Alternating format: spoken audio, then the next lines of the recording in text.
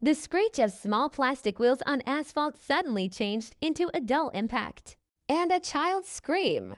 The scooter shot out onto the roadway, and a little boy rolled head over heels straight under the wheels of a gray SUV that was just turning into the yard.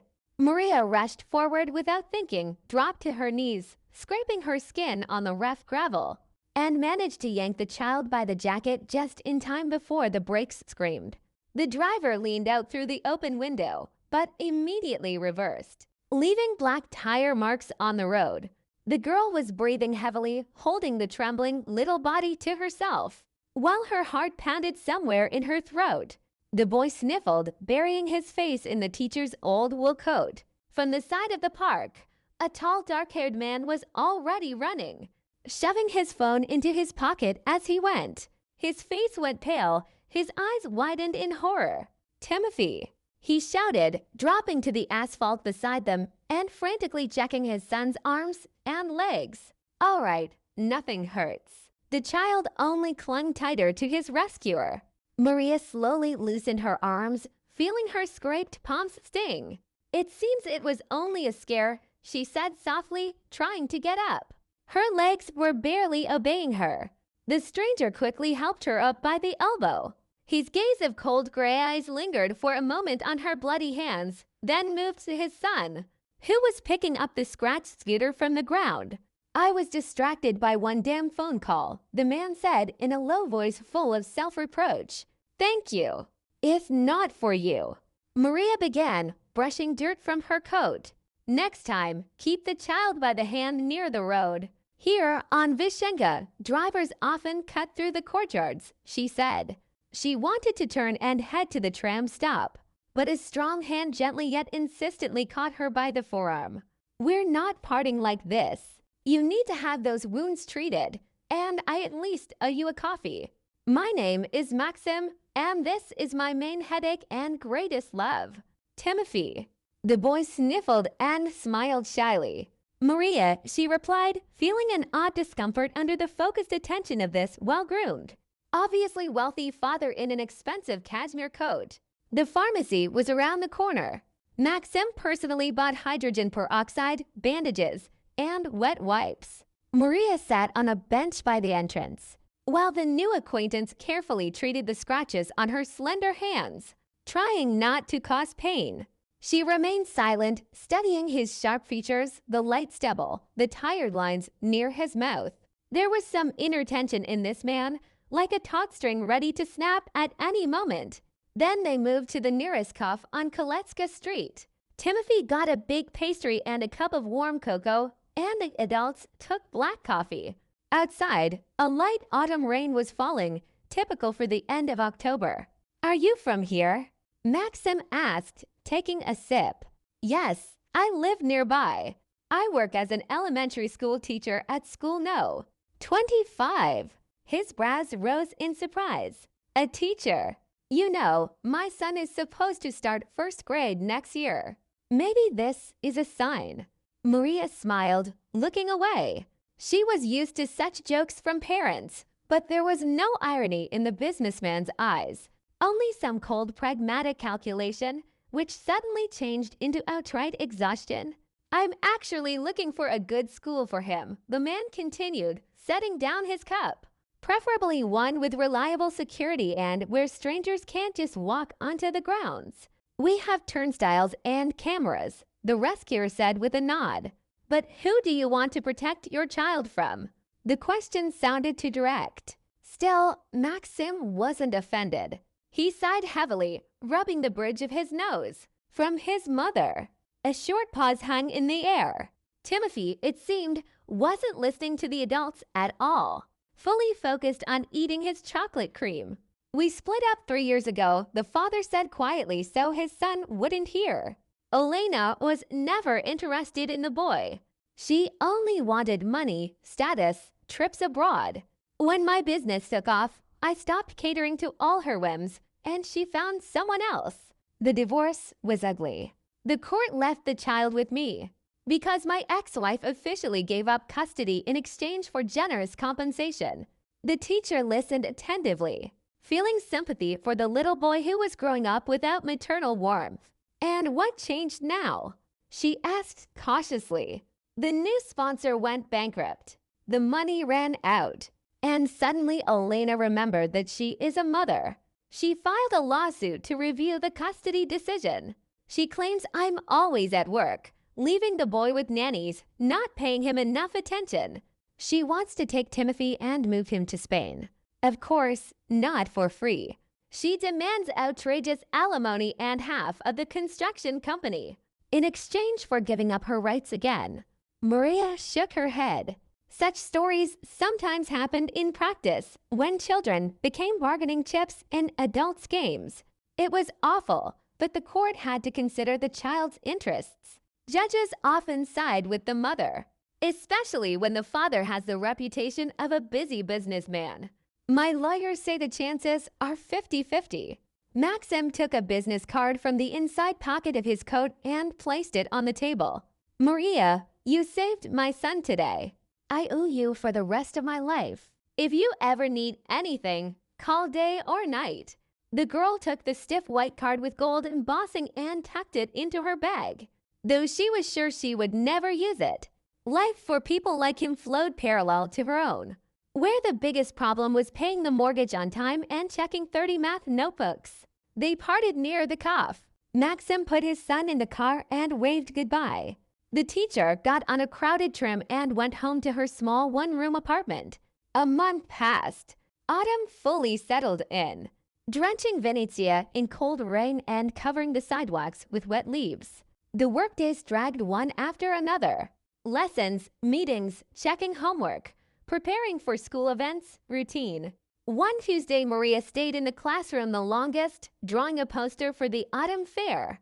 It was already dusk outside. Suddenly, the classroom door was thrown open. On the threshold stood a woman, tall, slender, in an expensive red coat, with perfect makeup and a contemptuous expression. Behind the stranger, the school guard, old Petro, shifted awkwardly. "Maria Vasilievna, I tried to explain to the lady that lessons are over," he began apologetically. "You won't," the guest snapped at the guard, not even glancing at him. "I need to speak to this teacher." Maria put down her brush, wiped her hands with a wet wipe, and slowly stood up from the desk. "Good evening. How can I help you?" The woman stepped forward, clicking her high heels on the old linoleum, and stopped by the first desk, disgustedly inspecting the modest classroom. "I'm Elena Kovalchik, Timothy's mother." The name cut the air. The teacher immediately remembered the little boy with the scooter and the tired father. But the child wasn't even enrolled here. "How can I help?" "My ex-husband transferred my son to your school a week ago into the preparatory group, and somehow insisted that you would be the one teaching him. Apparently, the director recently mentioned a new weekend group for preschoolers, but the lists haven't been handed out yet. I didn't know about it, but that's wonderful. The boy will have a chance to prepare for first grade." Elena sharply hit the desk with her palm. "Don't play dumb. I know Maxim is trying to hide the child. He put the boy in an ordinary public school on the outskirts of the city, hired security, and forbade the teachers from handing the son over to anyone but him personally. But I, as the mother, have the right to see my own child, Ms. Elena." Maria tried to keep her tone professional. "All custody issues must be resolved with the father or through the court. The school is not the place for family disputes. If there is an official order not to hand the boy over to you, the administration will comply." The woman's face twisted with anger. "You'll be telling me what to do, you little budget school teacher. Listen carefully. If Timothy shows up in this class even once, I'll make your life so miserable that you'll quit yourself. I'll file complaints with the education department, accuse you of incompetence, and tear this dump to pieces." Swinging her expensive bag, the visitor turned and left, slamming the door so hard that a flower pot almost fell from the windowsill. The teacher sank weakly into the chair. Her hands trembled slightly. She had never before faced such open and hidden aggression. She took out her phone and found the number saved a month earlier. Dialed it. The answer came after the second ring. Hello, Maria. Did something happen? Maxim's voice sounded tense, as if he were expecting bad news. Your ex-wife was just in my classroom and caused a scene. Maxim, what is going on? There was a heavy pause on the line. Only his rough breathing could be heard. I'm coming right away. Don't leave. The man appeared 15 minutes later, storming into the classroom.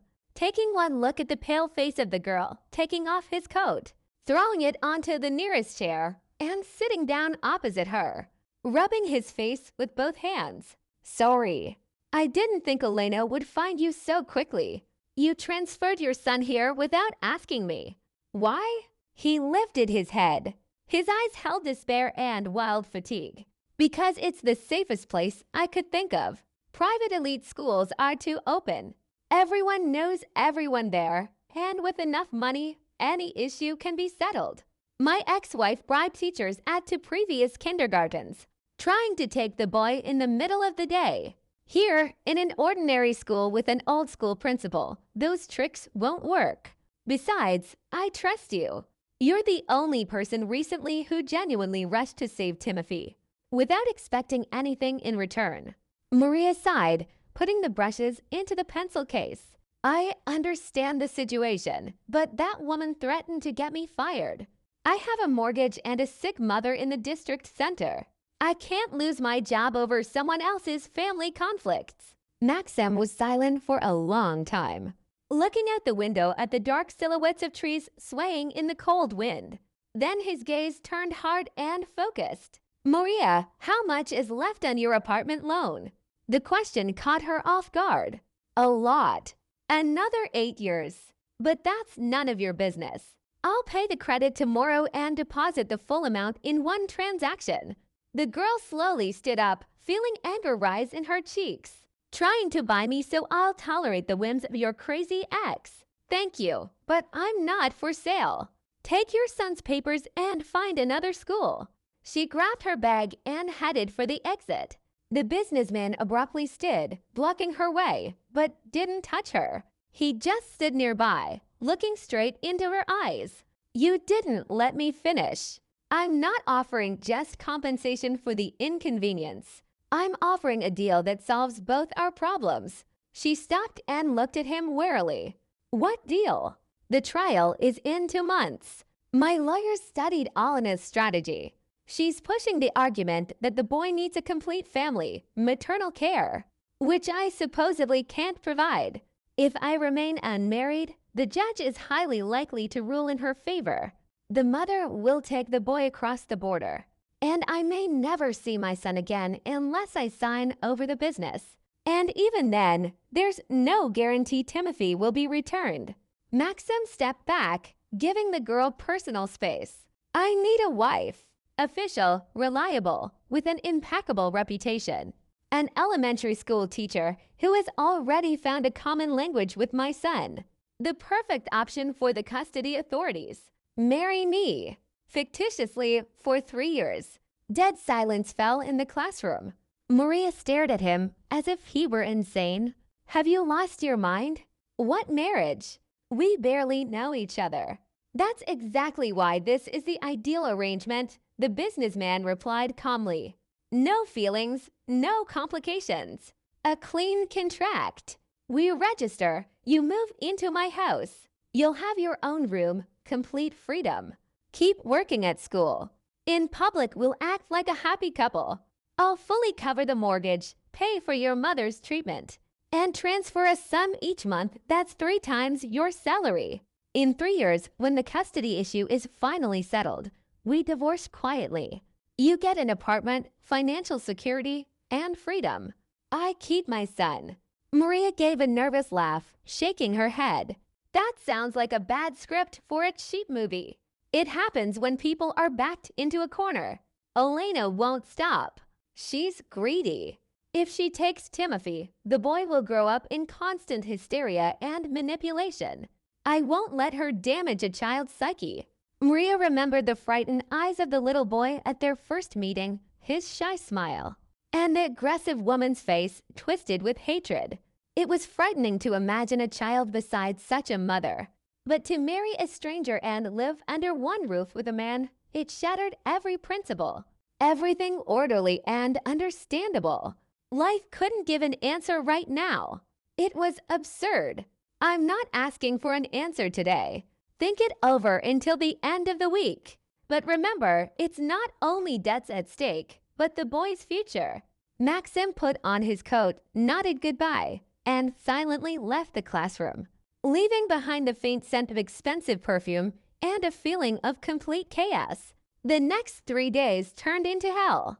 Maria couldn't sleep, her thoughts circled endlessly. On one hand, the absurdity of the proposal. On the other, bank letters about an interest rate increase and medicine prescriptions for her mother, which cost 1/3 of her salary. She was tired of saving on everything. Tired of buying groceries on sale and counting every penny until payday. And Timothy was constantly in her thoughts. The boy had started attending preparatory lessons. He sat in the front row, carefully writing letters in his copybook, and kept looking to the teacher for support, as if asking for reassurance. The child was very withdrawn, didn't play with the other preschoolers during breaks, and just drew shapeless figures in black pencil. It was worrying. On Thursday evening, after a difficult phone call with her mother, when it turned out that another course of Ibdrips was needed, the girl gave in. She dialed the saved number. "I agree, but I have my own conditions. Meet me at the cough by the school in 20 minutes, she said. The man replied without emotion, "Deal." They met at the farthest table. The businessman immediately placed a printed contract of several pages on the table. The lawyers drafted it. "Read carefully." Maria pushed the papers aside. "First, listen to my terms. 1. No intimacy. This is a fake marriage, and we sleep in separate rooms. 2. I have the right to freely see my friends and go to my mother's on weekends. 3. If Elena starts threatening my relatives with physical harm, the agreement is terminated with no refund." Maxim took a pen and quickly wrote something on the cover page. "All accepted. As for security, I'll assign guards. That's not even up for discussion. Outsiders won't enter the house. Now my rules. In public, in front of the press, school parents, and most importantly, in front of my son. We are a happy family. Timothy must not know it's a game. To the boy, you are his new wife, who loves and supports him. You must earn his trust." "I'm not going to lie to a child," Maria objected. "Don't lie about feelings toward me. Just be the warm person you are. Replace what his biological mother took away." "That's not a lie. It's rescue." Their eyes met. In the gray eyes there was such a desperate plea, hidden behind a wall of cold restraint, that the teacher's heart flinched. Slowly she pulled the contract closer, scanned the legal terms, amounts, and dates. Everything was clear, without hidden traps. She took the pen and signed every page. "Tomorrow we file at the registry office." The father of Timothy put the documents into a leather folder. "I have connections there, they'll register it in 3 days. On the weekend, you move your things." Events moved with dizzying speed, leaving no time for doubt. The registry ceremony was dry and formal.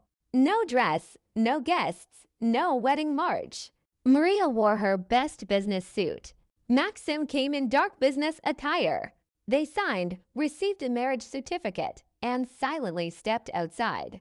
"Congratulations, Mrs." Kavalhek, the newly made husband, said dryly, opening the car door. On Sunday morning, a moving truck stopped by the tall wrought iron fence in a prestigious district. The house was impressive in size and cold severity. Lots of glass, concrete, and straight lines. The yard was perfectly maintained. The lawn trimmed to a ruler-straight edge. Not a single extra bush or flower. Everything looked sterile. The driver carried several boxes and 2 suitcases into the spacious hall. The teacher awkwardly shuffled on the threshold, looking at the minimalist interior in gray and white tones. It felt like she had entered a modern art museum rather than a home. From the second floor, descending the stairs on tiny feet, came Timothy. Seeing her, the boy froze for a moment, then his face lit up with genuine joy. He ran up and unexpectedly hugged her legs. "Maria Vasilievna, did you come to visit us?" The girl absent-mindedly stroked the child's soft light brown hair, looking for the owner of the house nearby. Maxim came out of the office on the go, fastening the buttons on his shirt. "Tim, Maria is going to live with us now. Remember I said we got married? Now we have a real family." The schoolboy stepped back, looking up with large, childishly serious eyes. "So, are you my new mom?" The word mom cut too deeply. The teacher felt a lump rise in her throat and crouched down so their eyes were level. "I can't replace your real mom, Timothy, but I promise to be your best friend. We'll do homework together, walk in the park, and bake cookies on weekends. Deal?" The boy nodded solemnly and held out a small hand. "Deal." "And with chocolate chips." A smile broke through the tension. "Can you bake?" "That's my signature recipe," the girl said, shaking his hand. The father stood aside, watching the scene. His face remained unreadable.